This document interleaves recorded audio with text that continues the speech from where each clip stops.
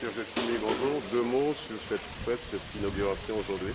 C'est un moment très important, à la fois pour le Carbet, mais pour nous aussi en Martinique, puisque c'est avec la collectivité territoriale, le LPO du Nord, et la mairie du Carbet, la mairie de Pouéché aussi, qui a assuré tous les extraits, célébrer à la fois par l'art la situation que nous connaissons aujourd'hui, d'une vraie volonté partagée par tous, c'est ce qu'on veut.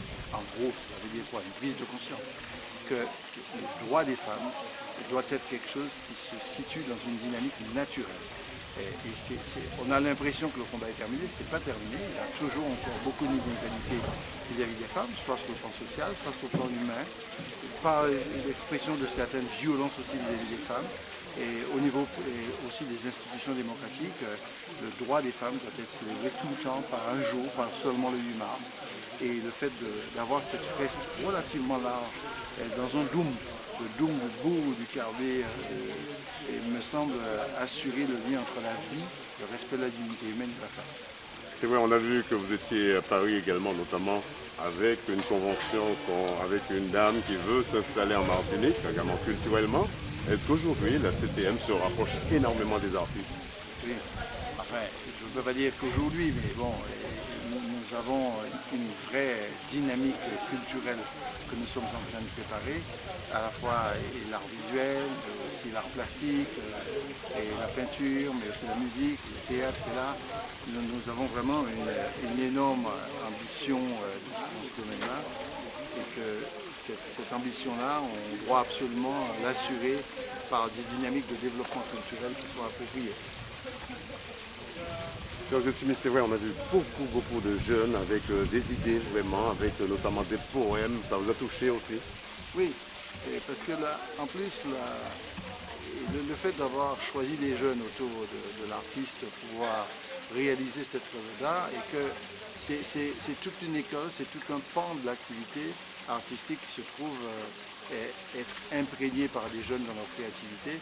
Et ça, c'est très important, parce que pour moi, ce qui est le plus essentiel, c'est la prise de conscience. Ce n'est pas le fait de faire un acte artistique, c'est la prise de conscience.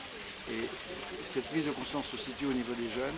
Ce sont des jeunes de maintenant qu'on va trouver à 30 ans, 40 ans, 50 ans, mais qui garderont en mémoire les traces de cette œuvre artistique qui célèbre la vie, l'eau, bien sûr parce que c'est à côté de nous, mais aussi la dignité humaine et le droit des femmes.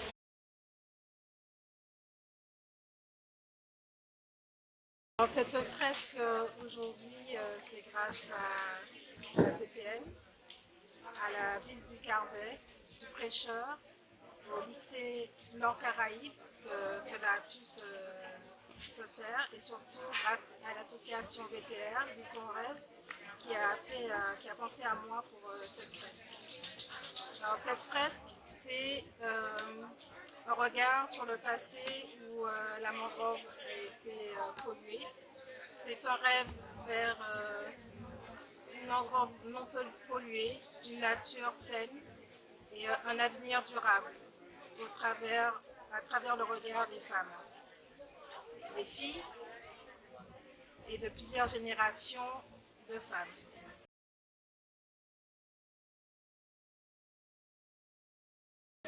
Ce projet il nous est venu grâce à Madame Laurier, du coup, notre professeure d'art plastique, qui a pris contact avec Sahar, la créatrice de l'association Vit ton rêve. Et Sahar qui avait déjà un projet qui n'avait pas encore abouti, qui traînait depuis déjà des mois sur justement l'écoféminisme. Et du coup, Sahar a pensé à intégrer une classe de notre lycée. Donc Madame Laurie, notre professeure d'art plastique, nous en a parlé, nous a demandé si on était d'accord pour le faire. On a dit oui, on est contents, tout le monde s'est bien amusé. Et le projet de l'écoféminisme est venu parce que le 8 mars, c'était la journée des femmes, internationale des droits des femmes. Du coup, on a pensé au moment de l'eau, avec ce qui se passe en ce moment avec le réchauffement climatique et tout. Du coup, on a fait des moments de l'eau parce que c'est des femmes nature, si on peut dire ça comme ça, et c'est les protectrices des eaux, les protectrices de la nature, et ça reste dans le même projet. Alors, c'est vrai, la crise sanitaire est passée par là, mais comment vous avez mûri cette idée entre vous? Comment ça s'était passé? Comment ça s'est passé exactement?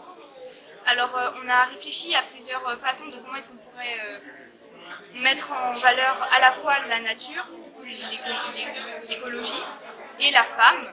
Et on en est venu à réfléchir avec Stéphanie Destin, enfin surtout Stéphanie Destin, qui a mis en lien toutes nos idées de comment est-ce qu'on avait fait mûrir ce projet.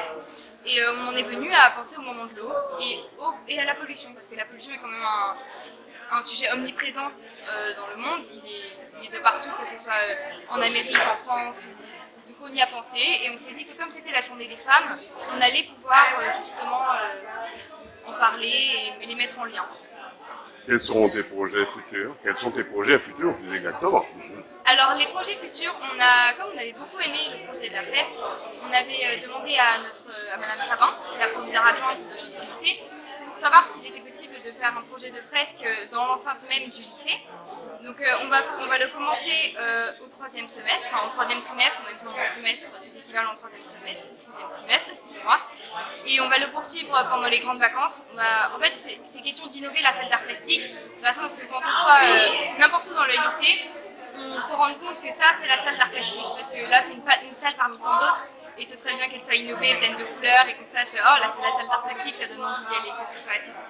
Pour le moment c'est ça, et voilà, notre gros projet.